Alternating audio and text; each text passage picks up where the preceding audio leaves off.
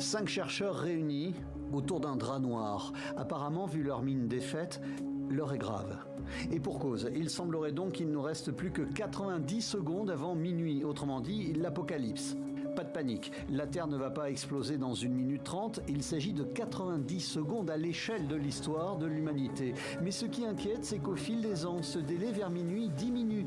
3 minutes en 2016. 3 années plus tard, ces chercheurs nous annonçaient 1 minute en moins avant la cata. L'année suivante, nouvelle baisse, 1 minute 40.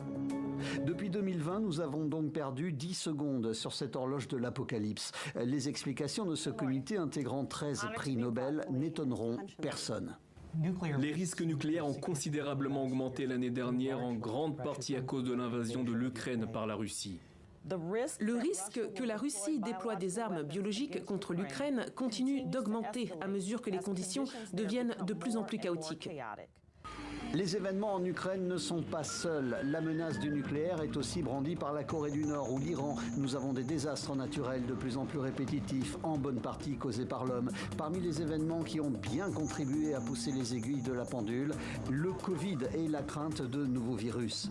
Cette horloge a été mise au point et dévoilée au lendemain de la Seconde Guerre mondiale par des scientifiques dont bon nombre avaient participé au projet Manhattan, à l'origine de la première bombe atomique. On trouvait dans leur rang Einstein et Oppenheimer.